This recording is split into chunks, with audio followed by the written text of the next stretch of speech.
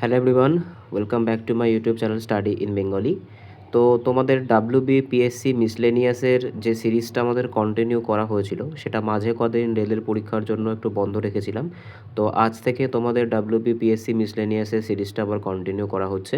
যেহেতু মিসলেনিয়াস কিন্তু পরীক্ষাটা হবেই, আর সবথেকে বড় কথা পিএসসি কিন্তু তাদের নতুন রিক্রুটমেন্ট প্রসেসটা চালু করে দিয়েছে। অর্থাৎ পিএসসি কিন্তু খুব শিগগিরই তোমাদের এই পরীক্ষাগুলো কন্ডাক্ট করাবে। এছাড়াও কিন্তু আরও বিভিন্ন রকমের পরীক্ষার নোটিফিকেশন তোমরা খুব সামনেই পাবে। এইবার এই যে জিকে ম্যারাথনের যে ক্লাসগুলো আমরা করব, তো এই জিকে ম্যারাথনের দেখো প্রথম দিন যেহেতু আজকে অনেক দিন পর ক্লাসটা শুরু করা হচ্ছে, সেই কারণের জন্য আমি প্রথম দিন একটা ম্যারাথন সিরিজের আয়োজন করেছি। এর আগে অবধি আমরা যেগুলো যেগুলো পড়েছি সেগুলোকে আমরা প্রথম দিন একটা ম্যারাথন সিরিজে আলোচনা করব।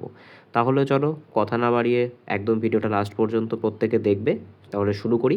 দেখো আজকের প্রথম প্রশ্ন কি বলেছে, সংবিধানের কত নম্বর অনুচ্ছেদ অনুযায়ী রাষ্ট্রপতি সংসদ মুলতবি থাকা অবস্থায় অধ্যাদেশ বা অর্ডিন্যান্স জারি করতে পারেন? তো এই অধ্যাদেশ বা অর্ডিন্যান্স জারি করার যে ক্ষমতা সেটা কিন্তু রাষ্ট্রপতির কাছে থাকে। আর রাষ্ট্রপতি কিন্তু এই কাজটা কত নম্বর আর্টিকেল অনুযায়ী করতে পারেন? তো আমাদের চারটে অপশান দিয়েছে ব্যাক টু ব্যাক, সেই চারটে অপশানের মধ্যে আমাদের যেটা সঠিক অপশান হবে, আচ্ছা প্রথমে আমরা একটা কাজ করি, প্রথমে আমরা প্রত্যেকটা অপশানগুলো একবার দেখে নিই। দেখো কি বলেছে, 123 নম্বর অনুচ্ছেদ, 213 নম্বর অনুচ্ছেদ, 72 নম্বর অনুচ্ছেদ নাকি 143 নম্বর অনুচ্ছেদ? প্রত্যেকটা অনুচ্ছেদই কিন্তু পরীক্ষার জন্য গুরুত্বপূর্ণ। দেখো আমাদের এই প্রশ্নের সঠিক অ্যান্সার কিন্তু হয়ে যাবে 123 নম্বর অনুচ্ছেদ অনুযায়ী কিন্তু রাষ্ট্রপতি অধ্যাদেশ জারি করতে পারেন।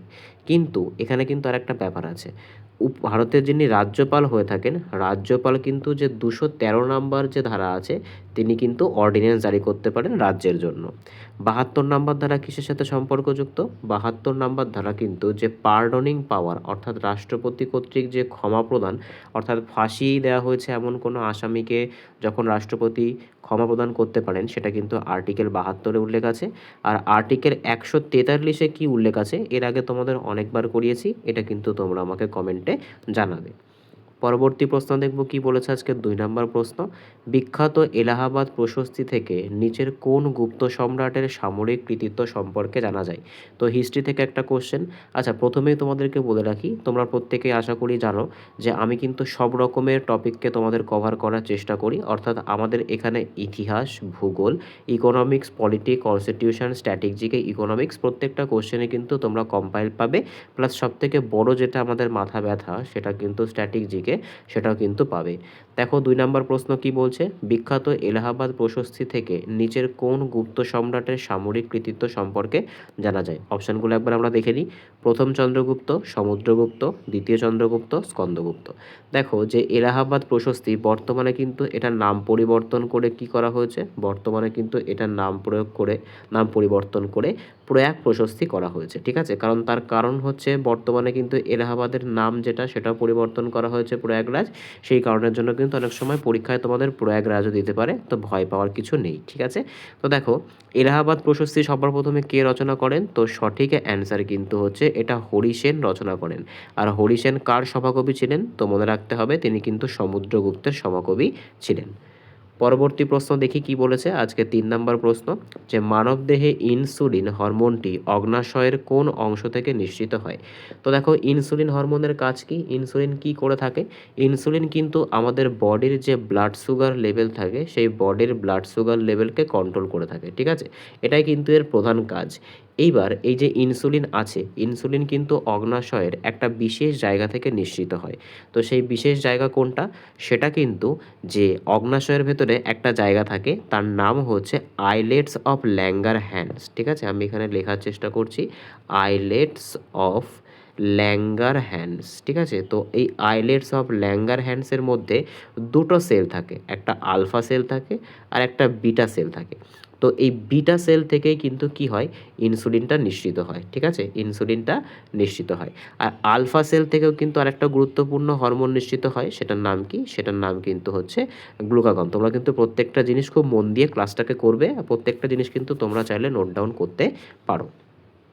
পরবর্তী প্রশ্ন দেখব কি বলেছে আজকে 4 নম্বর প্রশ্ন, সম্প্রতি সম্প্রতি খবরে থাকা সিলকিয়ারা টানেল ভারতের কোন রাজ্যে অবস্থিত? হিমাচল প্রদেশে অবস্থিত, জম্মু কাশ্মীরে অবস্থিত, উত্তরাখণ্ডে অবস্থিত নাকি অরুণাচল অরুণাচল প্রদেশে অবস্থিত। তো এই যে শিলকারা টানেল এটা কিন্তু খবরে ছিল, নিউজে ছিল, সেই কারণের জন্য কিন্তু এটা খুবই গুরুত্বপূর্ণ একটা প্রশ্ন হয়ে যায়, কারণ তোমাদের কিন্তু কারেন্ট অ্যাফেয়ার্স রিলেটেড কোশ্চেনও আসবে। তো সেক্ষেত্রে কারেন্ট অ্যাফেয়ার্সের সঙ্গে এটাকে আমরা স্ট্যাটিক জিকেও ধরে নিতে পারি।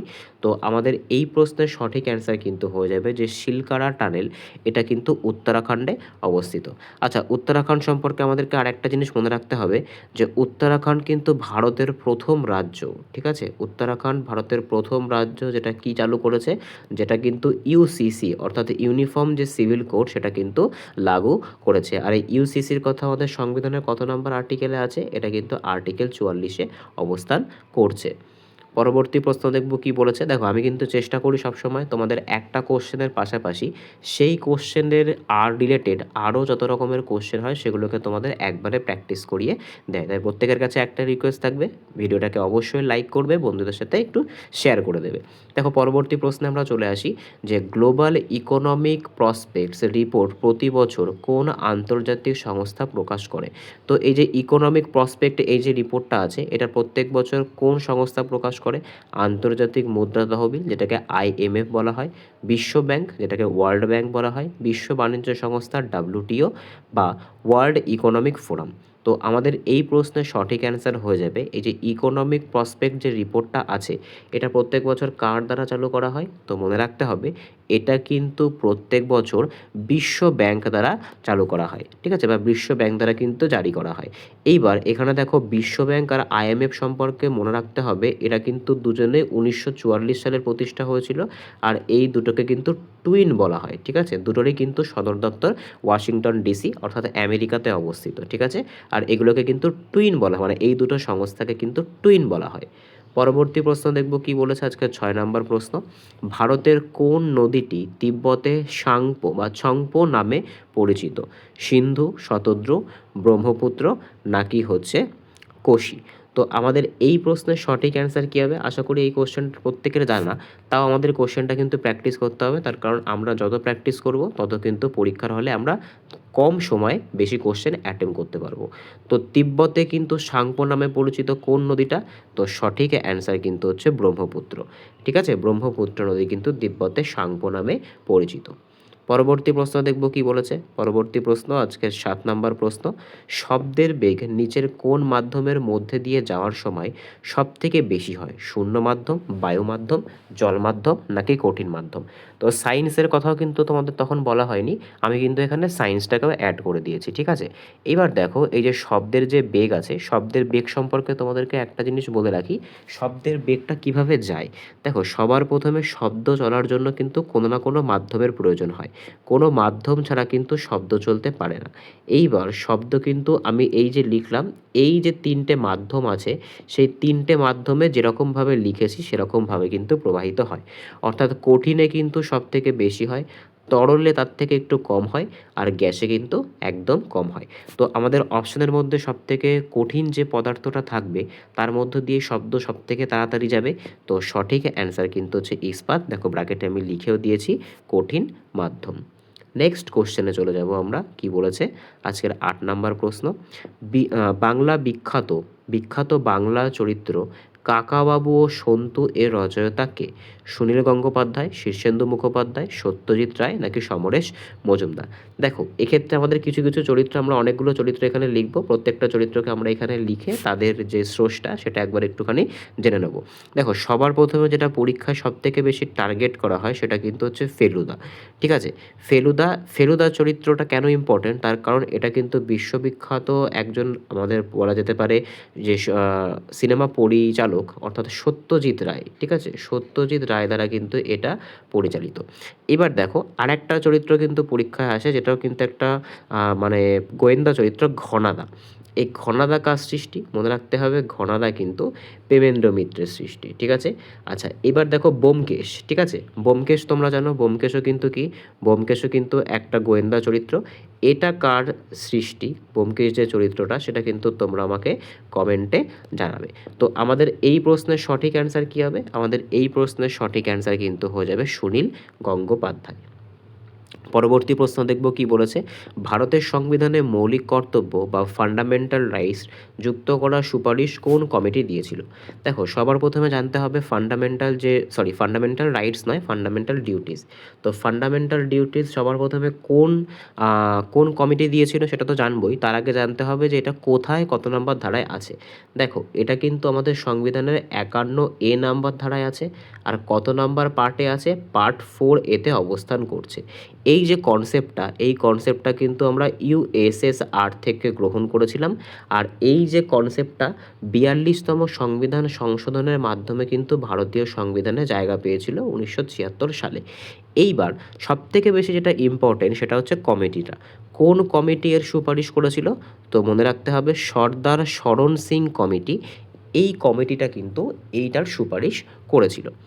পরবর্তী প্রশ্ন দেখব কি বলেছে, আজকে 10 নম্বর প্রশ্ন, কত সালে ভারতীয় রিজার্ভ ব্যাংকের জাতীয়করণ করা হয়েছিল? দেখো, রিজার্ভ ব্যাংক সংক্রান্ত কোশ্চেন, অর্থাৎ এটাকে কিন্তু আমরা ইকোনমিক্সের ক্যাটাগরিতে ফেলতে পারি। তো রিজার্ভ ব্যাংক, যেটাকে RBI বলা হয়, RBI-এর সদর দপ্তর কোথায় অবস্থিত সেটাও কিন্তু আমরা একবারে জেনে নেব। এটা কিন্তু মুম্বাইতে অবস্থিত। আচ্ছা, এইবার এই RBI কিন্তু 1935 সালে গঠন করা হয়েছিল। 1935 সালে গঠন করা হলেও এটাকে কিন্তু জাতীয়করণ বা ন্যাশনালাইজড করা হয়নি। ন্যাশনালাইজড করা হয়েছিল কিন্তু 1949-এ। তাই আমাদের এই প্রশ্নের সঠিক অ্যান্সার কিন্তু হবে 1949 সালে। পরবর্তী প্রশ্ন দেখব কি বলেছে, আজকের 11তম প্রশ্ন, সিন্ধু সভ্যতার বিখ্যাত প্রত্নক্ষেত্র কালীবঙ্গান ভারতের কোন রাজ্যে অবস্থিত? তো হিস্ট্রির যে আর্কিওলজিক্যাল সাইটগুলো আছে সেখান থেকেও কিন্তু প্রশ্ন আসে। তো তার ভেতরে একটা গুরুত্বপূর্ণ প্রশ্ন, কালীবঙ্গান এই যে সাইটটা যেটা সিন্ধু সভ্যতার, সেটা ভারতের কোন রাজ্যে অবস্থিত? গুজরাট, রাজস্থান, হরিয়ানা নাকি পাঞ্জাব? তো আমাদের এই প্রশ্নের সঠিক অ্যান্সার কী হবে? কালীবঙ্গান কিন্তু রাজস্থানে অবস্থিত। ঠিক আছে, মনে রাখবে কালীবঙ্গানেই কিন্তু সবার প্রথম চাষাবাদের প্রমাণটা পাওয়া গেছিলো। ঠিক আছে, চাষাবাদের প্রমাণটা কিন্তু কালীবঙ্গানেই পাওয়া গেছিলো, তার কারণের জন্য কিন্তু এটা ইম্পর্টেন্ট। আচ্ছা, গুজরাটের কোনটা ইম্পর্টেন্ট সব থেকে বেশি? গুজরাটের সব থেকে বেশি যেটা ইম্পর্টেন্ট সেটা কিন্তু হচ্ছে ধোলাভিরা, তার কারণ এটা কিন্তু ইউনেস্কো ওয়ার্ল্ড হেরিটেজ সাইটের মধ্যে আছে।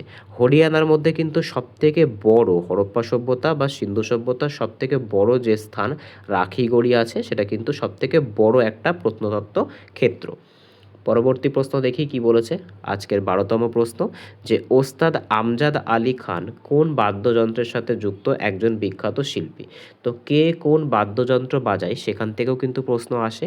তো ওস্তাদ আমজাদ আলী খান কোন বাদ্যযন্ত্রের সাথে সম্পর্কযুক্ত? সেতার, সরোদ, সানাই নাকি তবলা? তো আমাদের এই প্রশ্নের সঠিক অ্যান্সার কিন্তু হবে সরোদ। আচ্ছা, ওস্তাদ আমজাদ আলী খানের সাথে কিন্তু আরেকজনের নামও মনে রাখবে, তার নাম কিন্তু হচ্ছে আকবর আলী খান। ঠিক আছে, আকবর আলী খান ইনিও কিন্তু সরোদের সাথে সম্পর্কযুক্ত। সেতারের সাথে আমরা জানি কি? সেতারের সাথে কিন্তু আমরা জানি হচ্ছে পণ্ডিত রবিশঙ্কর, ইনি কিন্তু সেতারের সাথে সম্পর্কযুক্ত। সানাইয়ের সাথে খুবই গুরুত্বপূর্ণ, পরীক্ষায় প্রচুরবার এসেছে, সেটা কোনটা? সেটা কিন্তু হচ্ছে বিসমিল্লাহ খান, ইনি সানাইয়ের সাথে সম্পর্কযুক্ত। তবলার সাথে কে সম্পর্কযুক্ত? তবলার সাথে কিন্তু পান্নালাল ঘোষ, ইনি কিন্তু তবলার সাথে সম্পর্ক রাখেন। পরবর্তী প্রশ্ন দেখব কি বলেছে, আজকে 13তম প্রশ্ন, মানুষের পাকস্থলীতে খাদ্য হজম করার জন্য কোন অ্যাসিডটি নিঃসৃত হয়? Sulphuric acid, nitric acid, hydrochloric acid নাকি সাইট্রিক অ্যাসিড? তো এই কোশ্চেনটা তো তোমাদের একদম মুখস্থ হয়ে যাওয়ার কথা। তো মানুষের পাকস্থলীতে খাদ্য হজম করার জন্য যে অ্যাসিডটা নিঃসৃত হয় সেটা কিন্তু হচ্ছে HCl, আর HClকে আমরা কি বলে থাকি? হাইড্রোক্লোরিক অ্যাসিড বলে থাকি। আচ্ছা, এই অ্যাসিডের কিন্তু আর একটা নামও আছে, সেটাও কিন্তু পরীক্ষার জন্য ইম্পর্টেন্ট, সেটা হচ্ছে মিউরিয়েটিক অ্যাসিড। মনে রাখবে নামটা, মিউরিয়েটিক অ্যাসিড, দুটোই কিন্তু ইম্পর্টেন্ট।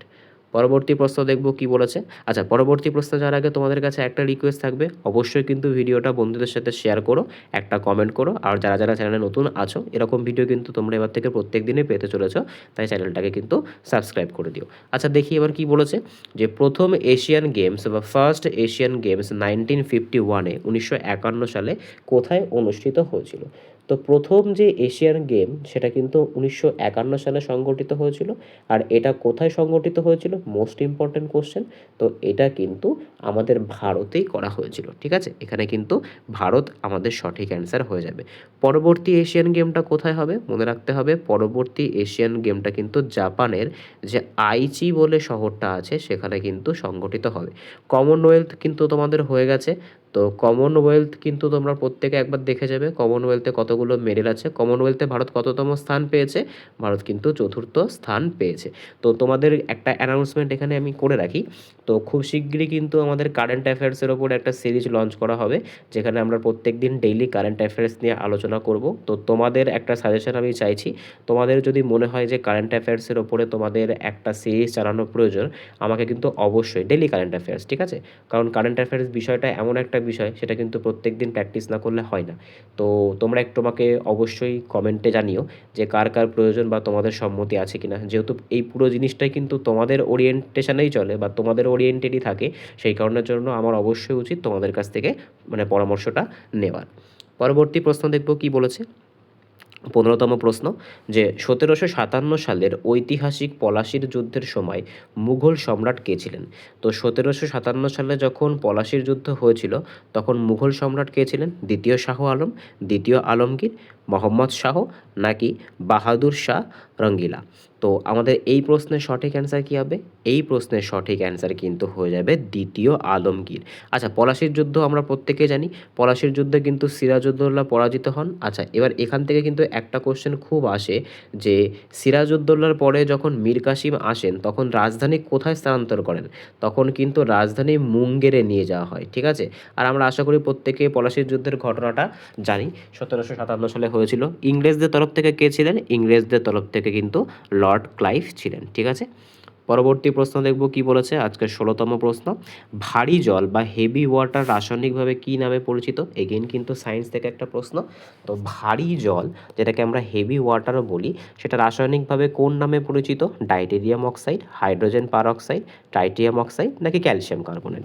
তো ভারী জলকে কিন্তু আমরা D2O বলে থাকি, অর্থাৎ অপশান এতে যেটা ডাইটেরিয়াম আছে সেটাই কিন্তু সঠিক অ্যান্সার হয়ে আমাদের যাবে। আচ্ছা, এটা কোন আইসোটোপ, এটা কিন্তু হাইড্রোজেনের যে সেকেন্ড আইসোটোপ, অর্থাৎ এটা H2O, যেটাকে আমরা ডাইটেরিয়ামও বলি, সেটা কিন্তু হাইড্রোজেন, এটা কিন্তু হাইড্রোজেনের এই আইসোটোপটা। পরবর্তী প্রশ্ন দেখব কি বলেছে, আজকে 17তম প্রশ্ন, যে জাতীয় কংগ্রেসের কোন অধিবেশনে প্রথমবার বন্দে মাতরম গানটি গাওয়া হয়েছিল। দেখো, বন্দে মাতরম গানটি কিন্তু বর্তমানে খুব চর্চায় আছে, তো সেক্ষেত্রে বন্দে মাতরম থেকে কোশ্চেন আসবে এটা কিন্তু অবধারিত, পিএসসির পরীক্ষায় বন্দে মাতরম থেকে কোশ্চেন আসবে এটা একদম অবধারিত। তো সেই বন্দে মাতরম সম্পর্কে আমরা একটুখানি জেনে নিই। দেখো, সবার প্রথমে বন্দে মাতরম গানটা রচয়িতাকে আমরা প্রত্যেকেই জানি, বঙ্কিমচন্দ্র চট্টোপাধ্যায়। আচ্ছা, বঙ্কিমচন্দ্র চট্টোপাধ্যায়ের কোথার থেকে এটাকে গ্রহণ করা হয়েছে, এটা কিন্তু আনন্দমঠ নামে তার যে উপন্যাসটা আছে সেখান থেকে গ্রহণ করা হয়েছে। এই যে বন্দে মাতরম গানটা, এই বন্দে মাতরম গানটা কিন্তু ভারতের রাষ্ট্রগান। আচ্ছা, রাষ্ট্রগীত না কিন্তু রাষ্ট্রগান, ঠিক আছে, বা আমরা জাতীয় গানও বলতে পারি। জাতীয় সঙ্গীত সেটা তো জনগণমন আমরা জানি, আর বন্দে মাতরম হচ্ছে জাতীয় গান। এইবার এটাকে কিন্তু সবার প্রথম 1896 সালে কলকাতা অধিবেশনে গাওয়া হয়েছিল। এইবার কোশ্চেনটা যদি তোমাদেরকে একটু ঘুরিয়ে করে, সেক্ষেত্রে কিন্তু তোমাদেরকে জিজ্ঞাসা করতে পারে এই গানটা সে অধিবেশনে কে পারফর্ম করেছিল।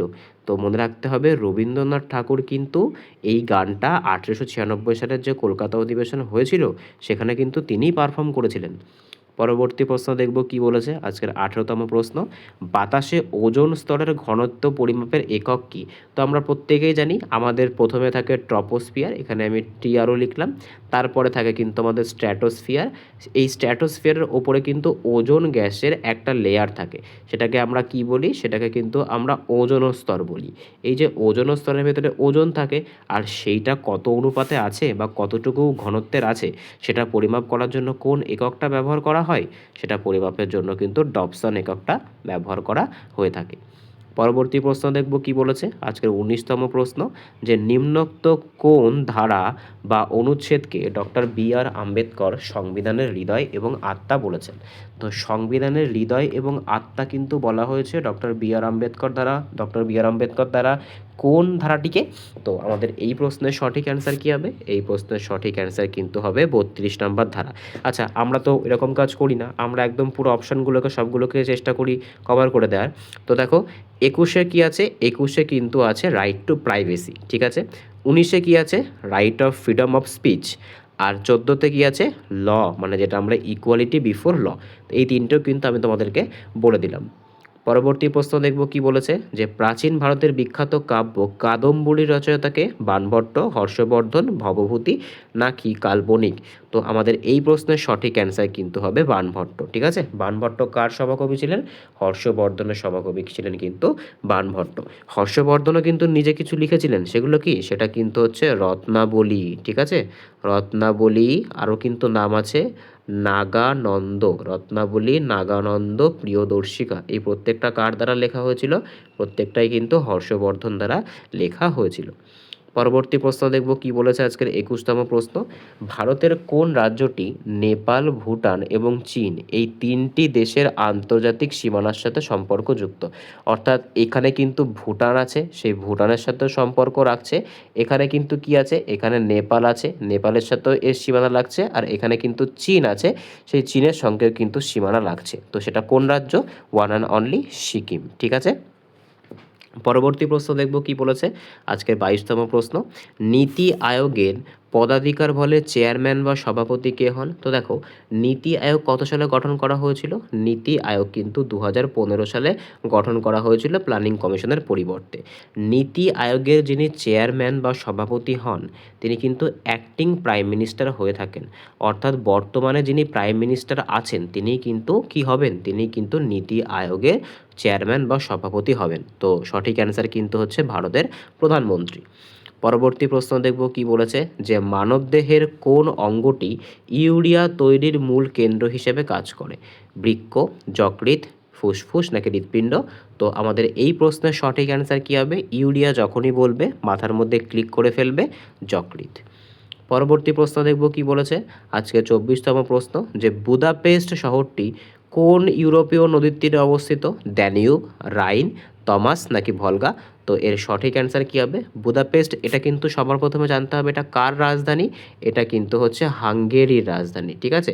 তো হাঙ্গেরির রাজধানী যে বুদাপেস্ট, এটা কিন্তু দানিউব নদীর তীরে অবস্থিত। রাইন কোথায় আছে? রাইন কিন্তু জার্মানিতে আছে, ঠিক আছে। টেমস কোথায় আছে? টেমস কিন্তু ইংল্যান্ডে আছে, ঠিক আছে, এবার লন্ডনে আছে।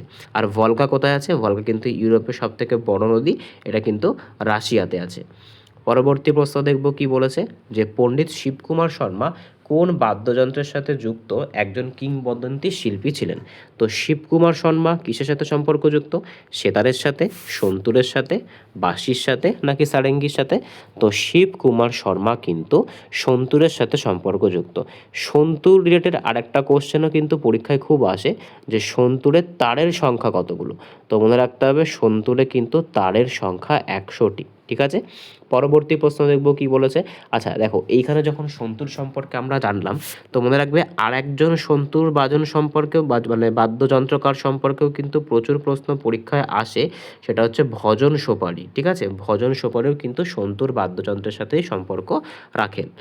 পরবর্তী প্রশ্ন দেখব কি বলেছে, ভারতের লোকসভার অনাস্থা প্রস্তাব বা নন কনফিডেন্স পেশ করতে গেলে ন্যূনতম কতজন সমর্থকের প্রয়োজন হয়? 30 জন, 40 জন, 50 জন নাকি 60 জন? তো নন কনফিডেন্স যদি আমি জারি করতে চাই, তাহলে সেক্ষেত্রে কিন্তু আমার 50 জনের মত লাগবে, 50 জনের কিন্তু সদস্যের অনুমোদন লাগবে, তাছাড়া কিন্তু এই নন কনফিডেন্স মোশনটা জারি করা সম্ভব নয়। পরবর্তী প্রশ্ন দেখব কি বলেছে 27তম প্রশ্ন, নিচের কোন ধাতুটি সাধারণ ঘরের তাপমাত্রায় তরল অবস্থায় থাকে? তো আশা করি এই কোশ্চেনটা আমার বলতে লাগবে না, তোমরা প্রত্যেকেই পারবে। আমি শুধু এখানে একটা জিনিসই অ্যাড করব, সেটা হচ্ছে অধাতু, যেটা আবার তরল। অধাতু মূলত গ্যাসে হয়, ঠিক আছে। অধাতু যেটা তরল সেটা কোনটা? সেটা কিন্তু হচ্ছে ব্রোমিন। আর একটু আগে বললাম অধাতু কিসে হয়? অধাতু কিন্তু মানে গ্যাসে হয়। এমন একটা অধাতু আছে যেটা কিন্তু আবার কঠিন, সেটা কোনটা? সেটা কিন্তু হচ্ছে আয়োডিন। প্রত্যেকটাই কিন্তু তোমাদেরকে আমি বলে দিলাম। পরবর্তী প্রশ্ন দেখব কি বলেছে 28তম প্রশ্ন, বিখ্যাত চম্পারণ সত্যাগ্রহ কত সালে গান্ধীজির নেতৃত্বে সংগঠিত হয়েছিল? তো এই যে চম্পারণ সত্যাগ্রহ, এটা গান্ধীজির নেতৃত্বে কত সালে গঠিত হয়েছিল? 1925, 1916, 1917 নাকি 1918? তো চম্পারণ সত্যাগ্রহ এটা কোথায় হয়েছিল? এটা কিন্তু বিহারে সংগঠিত হয়েছিল। আর এটা গান্ধীজির নেতৃত্বে কত সালে হয়েছিল? এটা কিন্তু 1917 সালে হয়েছিল। নীল চাষের এগেনস্টে কিন্তু এটা হয়েছিল। পরবর্তী প্রশ্ন দেখব কি বলেছে, আজকের 29তম প্রশ্ন। ভারতের ভারতের কোন রাজ্যে বিখ্যাত হর্নবিল উৎসব পালিত হয়? খুব ইম্পর্টেন্ট প্রশ্ন। তো দেখো, হর্নবিল উৎসব কিন্তু নাগাল্যান্ডে পালিত হয়। এবার এই উৎসব সম্পর্কে কিছু জিনিস মনে রাখতে হবে। এই উৎসবকে কিন্তু ফেস্টিভ্যাল অফ ফেস্টিভ্যালস বলা হয়ে থাকে। ইম্পর্টেন্ট উৎসব, খুব খুব গুরুত্বপূর্ণ উৎসব। তো এটাকে কি বলা হয়? এটাকে কিন্তু ফেস্টিভ্যাল অফ ফেস্টিভ্যালস বলা হয়ে থাকে। পরবর্তী প্রশ্ন দেখব কি বলেছে, 30তম প্রশ্ন, যে গড অফ স্মল থিংস, একদম পিএসসির ফেভারিট বুক এটা। God of small things Booker মানে বইয়ের জন্য বুকার বিজয়ী বইটির লেখককে? তো এই যে গড অফ স্মল থিংস, এইটার জন্য বুকার বিজয়ী বইটির লেখককে? কিরণ দেশাই, অরুন্ধতী রায়, ঝুম্পা লাহিড়ী নাকি অনিতা দেশাই? তো আমাদের এই প্রশ্নের সঠিক অ্যান্সার কি হবে? এই প্রশ্নের সঠিক অ্যান্সার কিন্তু হয়ে যাবে অরুন্ধতী রায়। এটা কিন্তু এনার একদম খুব ফেমাস একটা বই। একটা বই কিন্তু এনার বর্তমানে নিউজে খুব আছে, সেটা হচ্ছে mother Mary comes to me. ঠিক আছে, mother Mary comes to me, এটা কিন্তু এনার আত্মজীবনীও। ঠিক আছে, তো এটা কিন্তু মনে রাখবে। পরবর্তী প্রশ্ন দেখব কি বলেছে, যে দক্ষিণ ভারতের সর্বোচ্চ শৃঙ্গ কোনটা? দোদাবেতা, আনাইমুদি, মহেন্দ্রগুড়ি নাকি কলসুবাই? তো আশা করি এটা প্রত্যেকেই তোমরা পারবে, যে আন্নামালাই পর্বতের, ঠিক আছে, আন্নামালাই পর্বতের যে আনাইমুদি আছে সেটা কিন্তু দক্ষিণ ভারতের সর্বোচ্চ শৃঙ্গ। পরবর্তী প্রশ্ন দেখব কি বলেছে, যে আলোর কোন ধর্মের জন্য জলের নিচে থাকা সোজা কাঠিকে বাঁকা দেখায়? প্রতিফলন, প্রতিসরণ, ব্যতিচার নাকি অপবর্তন? তো এটা কিন্তু একটা সায়েন্সের ফ্যাক্ট। সায়েন্সের যে লাইট চ্যাপ্টারটা আছে সেই লাইট চ্যাপ্টার থেকে কিন্তু কোশ্চেনটা করা হয়েছে। তো আলোর কোন ধর্মের জন্য জলের নিচে থাকা কোনো একটা জিনিসকে একটুখানি বাঁকা দেখায়? তো সেটা কিন্তু হয়ে যাবে প্রতিসরণ, যেটাকে কি বলা হয়? যেটাকে কিন্তু রিফ্র্যাকশনও বলা হয়ে থাকে। পরবর্তী প্রশ্ন দেখব কি বলেছে, আজকে 33তম প্রশ্ন। কোন মোগল সম্রাটের রাজত্বকালকে মোগল স্থাপত্য শিল্পের স্বর্ণযুগ বলা হয়? অর্থাৎ আর্কিটেকচারের একদম বলা যেতে পারে পিক টাইম ছিল। তো আমাদের এই প্রশ্নের সঠিক অ্যান্সার কি হবে? এই প্রশ্নের সঠিক অ্যান্সার কিন্তু হচ্ছে শাহজাহান। আচ্ছা, শাহজাহানের বানানো গুরুত্বপূর্ণ স্মৃতিসৌধগুলো আমরা একবার দেখে নিই। সবার প্রথম তো আছে তাজমহল, তারপরে কি আছে? তারপরে আছে জামা মসজিদ, তারপরে কি আছে? লালকেল্লা। প্রত্যেকটাই কিন্তু শাহজাহানের তৈরি করা গুরুত্বপূর্ণ একদম আর্কিটেকচার। তার ভেতরে তাজমহলটা সবথেকে গুরুত্বপূর্ণ, তার কারণ তাজমহল পৃথিবীর যে 7টা আশ্চর্য আছে তার মধ্যে একটা, যেটা ভারতে অবস্থান করছে। পরবর্তী প্রশ্ন দেখব কি বলেছে, আজকে 34তম প্রশ্ন, যে এলপিজি গ্যাস সিলিন্ডারে মূলত কোন দুটি হাইড্রোকার্বনের মিশ্রণ থাকে? মিথেন ও ইথেন, প্রোপেন ও বিউটেন, প্রোপেন ও ইথেন নাকি বিউটেন ও হেক্সেন? তো যে এলপিজি গ্যাস অর্থাৎ লিকুইফাইড যে পেট্রোলিয়াম গ্যাস, এখানে কোন দুটি জিনিসের হাইড্রোকার্বনের মিশ্রণ থাকে? তো আমাদের এই প্রশ্নের সঠিক অ্যান্সার কি হবে? প্রোপেন এবং বিউটেন কিন্তু থাকে। আর এখানে কিন্তু লিকেজটাকে বোঝার জন্য একটা গ্যাস ব্যবহার করা হয় দুর্গন্ধনাশক পদার্থ হিসেবে। সেটা কোনটা? সেটা কিন্তু হচ্ছে ইথাইল মারক্যাপটন। ঠিক আছে, এই গ্যাসটা কিন্তু দুর্গন্ধকারক গ্যাস হিসেবে ব্যবহার করা হয়, যাতে সহজেই কি শনাক্ত করা যায়? লিকেজটাকে শনাক্ত করা যায়। পরবর্তী প্রশ্ন দেখব কি বলেছে, যে 1907 সালে জাতীয় কংগ্রেসের কোন অধিবেশনে নরমপন্থী এবং চরমপন্থীদের মধ্যে প্রথম ঐতিহাসিক বিভাজনটা হয়েছিল? তো এটা কিন্তু জাতীয় কংগ্রেসের কততম অধিবেশন ছিল? 23তম অধিবেশন ছিল। আর এই ঘটনাটা কোথায় ঘটেছিল? 1907 সালে সুরাটে ঘটেছিল। এটাই কে সভাপতিত্ব করেছিল? এটাই কিন্তু সভাপতিত্ব করেছিল রাসবিহারী ঘোষ। ঠিক আছে, অনেকে কিন্তু বোস বলো, কিন্তু বোস নয়, কিন্তু রাসবিহারী ঘোষ সঠিক অ্যান্সার হয়ে যাবে। পরবর্তী প্রশ্ন দেখব কি বলেছে, আজকে 36তম প্রশ্ন, যে 1984 সালে ঐতিহাসিক ভোপাল গ্যাস দুর্ঘটনায় মূলত কোন গ্যাসটি নির্গত হয়েছিল? তো ভোপাল যে গ্যাস দুর্ঘটনা হয়েছিল সেখানে মূলত কোন গ্যাসটা নির্গত হয়েছিল সেটাই কিন্তু question. Potassium cyanide, methyl isocyanate, carbon monoxide নাকি ফসজিন? তো সঠিক অ্যান্সার কিন্তু হবে মিথাইল আইসোসায়ানেট, MIC গ্যাসও কিন্তু বলে। পরবর্তী প্রশ্ন দেখব কি বলেছে, যে ভারতের সুপ্রিম কোর্টে বিচারপতিদের অবসরের মেয়াদকাল কত? তো যদি হাইকোর্ট জিজ্ঞাসা করে সেক্ষেত্রে কত, আর যদি সুপ্রিম কোর্ট জিজ্ঞাসা করে সেক্ষেত্রে কত, দুটোই কিন্তু আমরা এখানে করে নেব। সুপ্রিম কোর্ট বললে কিন্তু 65 বছর, হাইকোর্ট বললে কিন্তু 62 বছর। বর্তমানে কিন্তু সুপ্রিম কোর্টের জাজেদের সংখ্যা বাড়িয়ে 37+1 এই স্ট্রাকচারটা করা হয়েছে, এটাও কিন্তু তোমরা একবার দেখে নেবে। পরবর্তী প্রশ্ন দেখব কি বলেছে, যে আইনি আকবরী এবং আকবরনামা এই দুটি গ্রন্থের রচয়িতাকে? তো আশা করি প্রত্যেকেই পারবে, সঠিক অ্যান্সার কিন্তু হচ্ছে আবুল ফজল। আচ্ছা, তোমরা কি একটা জিনিস জানো, যে এই আবুল ফজলের ভাই কিন্তু ছিলেন ফৈজি? কে কে জানো এই বিষয়টা? যদি তোমাদের জানা থাকে, আমার বলার আগেই যদি তোমরা জেনে থাকো বিষয়টা, অবশ্যই কিন্তু কমেন্টে জানাবে। আমি জানতে চাই যে এই বিষয়টা কার কার জানা ছিল। পরবর্তী প্রশ্ন দেখব কি বলেছে, যে ভারতের কোন উপকূলীয় সমভূমি করমণ্ডল উপকূল নামে পরিচিত? মালাবার উপকূল, তামিলনাড়ু উপকূল, উত্তর সরকার উপকূল, নাকি কোঙ্কণ উপকূল? তো দেখো, ভারতের যদি আমি এখানে মোটামুটিভাবে একটা ভারতের স্ট্রাকচার আঁকার চেষ্টা করি, তো মনে রাখবে এই জায়গার যে উপকূলটা, এটাকে বলে কিন্তু কি করমণ্ডল উপকূল, এই জায়গাটাকে বলে মালাবার উপকূল, এই জায়গাটাকে বলে কোঙ্কণ উপকূল। তো সঠিক অ্যান্সার কিন্তু হচ্ছে তামিলনাড়ুর উপকূলকে করমণ্ডল উপকূল বলে, আর এই উপরেরটাকে বলে উত্তর সরকার উপকূল, যেখানে কিন্তু তোমার ওড়িশা থাকে। পরবর্তী প্রশ্ন দেখব কি বলেছে, আজকে 40তম প্রশ্ন, যে আন্তর্জাতিক ন্যায়ালয় বা ইন্টারন্যাশনাল কোর্ট অফ জাস্টিসের সদর দপ্তর কোথায় অবস্থিত? তো এটা কিন্তু ইউএনের 6টা অঙ্গের মধ্যে একটা অঙ্গ, একমাত্র অঙ্গ এটাই এক্সেপশনাল যেটার কিন্তু সদর দপ্তর নিউ ইয়র্কে নেই, এটা কিন্তু দি হেগসে অবস্থিত, নেদারল্যান্ডে। পরবর্তী প্রশ্ন দেখব কি বলেছে, আজকের 41তম প্রশ্ন, যে পণ্ডিত হরিপ্রসাদ চৌরাশিয়া কোন বাদ্যযন্ত্র বাজানোর জন্য বিখ্যাত? সানাই, বাঁশি, সেতার, নাকি সরোদ? তো সঠিক অ্যান্সার কি হবে? সঠিক অ্যান্সার কিন্তু হচ্ছে ইনি বাঁশির সাথে সম্পর্ক রাখেন। পরবর্তী প্রশ্ন দেখব কি বলেছে, আজকের 42তম প্রশ্ন, যে স্বাধীন ভারতের প্রথম লোকসভার স্পিকার কে ছিলেন? তো স্বাধীন ভারতের প্রথম লোকসভার স্পিকার, এগুলো কিন্তু স্ট্যাটিক পোর্শন, স্বাধীন ভারতের প্রথম লোকসভার স্পিকার কিন্তু ছিলেন জি.ভি. মাভালঙ্কর, অর্থাৎ গণেশ বাসুদেব মাভালঙ্কর। বর্তমানে কে আছেন? বর্তমানে কিন্তু লোকসভার স্পিকার হচ্ছে ওম বিড়লা। পরবর্তী প্রশ্ন দেখব কি বলেছে, আজকে 43তম প্রশ্ন, পর্যায় সারণীর কোন নিষ্ক্রিয় গ্যাসটি বায়ুমণ্ডলে সবথেকে বেশি পরিমাণে পাওয়া যায়? তো নিষ্ক্রিয় গ্যাস কিন্তু যেমন নিষ্ক্রিয় তেমন কিন্তু এর পরিমাণও অনেক কম, কিন্তু এই নিষ্ক্রিয় গ্যাসগুলোর মধ্যে থেকেও যে গ্যাসটাকে সবথেকে বেশি বায়ুমণ্ডলে আমরা খুঁজে পাই সেটা কিন্তু হচ্ছে আর্গন। আর্গনের পারমাণবিক ক্রমাঙ্ক কত? 18।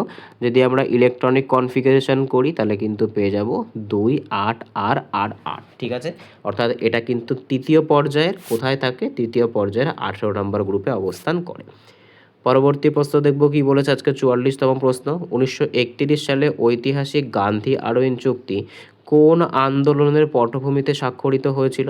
অসহযোগ আন্দোলন, আইন অমান্য আন্দোলন, ভারত ছাড়ো আন্দোলন, নাকি স্বদেশী আন্দোলন? তো গান্ধী আরোইন চুক্তি কিন্তু আইন অমান্য আদালতের পরিপ্রেক্ষিতে কি হয়েছিল? আইন অমান্য আদালতের পরিপ্রেক্ষিতে কিন্তু এটা হয়েছিল, আর এই আন্দোলনের মাধ্যমে বা এই চুক্তির মাধ্যমে এটা ডিসাইড করা হয়েছিল যে 1931 সালে যে সেকেন্ড রাউন্ড টেবিল বৈঠকটা হবে ইংল্যান্ডে, সেখানে কংগ্রেস পার্টিসিপেট করবে। পরবর্তী প্রশ্ন দেখব কি বলেছে, আজকে 45তম প্রশ্ন, উত্তর পূর্ব ভারতের কোন রাজ্যে ওয়াংলা উৎসব বা 100 ঢাকের উৎসব, এটাকে 100 ড্রাম ফেস্টিভ্যালও বলে? খুব খুব ইম্পর্টেন্ট প্রশ্ন, একদম পরীক্ষার জন্য স্টার মার্ক দিয়ে রাখবে পাশে, প্রত্যেকটা কোশ্চেনই কিন্তু তোমাদের আজকে খুবই গুরুত্বপূর্ণ ছিল, তার মধ্যে থেকেও এই কোশ্চেনটা কিন্তু খুবই গুরুত্বপূর্ণ। তো ওয়াংলা উৎসব, যেটাকে 100 ঢাকের উৎসব বা 100 ড্রাম ফেস্টিভ্যালও বলে, সেটা কোথায় হয়? সেটা কিন্তু মেঘালয়তে হয়ে থাকে। ঠিক আছে, খুব ইম্পর্ট্যান্ট প্রশ্ন, মেঘালয়তে কিন্তু এই উৎসবটা পালিত হয়। বিহু কোথায় হয়? আমরা প্রত্যেকেই জানি বিহু কিন্তু আসামে সংগঠিত হয়। মিজোরামে কিন্তু কি হয়, একটা গুরুত্বপূর্ণ ফেমাস একটা আছে, সেটা কিন্তু হচ্ছে চাপ চারকুল। ঠিক আছে, চাপ চারকুল, এটাকে কিন্তু ব্যাম্বু ডান্সও বলা হয়। পরবর্তী প্রশ্ন দেখব কি বলেছে, আজকে 46তম প্রশ্ন, যে ভারতের কম্ট্রোলার অ্যান্ড অডিটর জেনারেল কার দ্বারা নিযুক্ত হয়?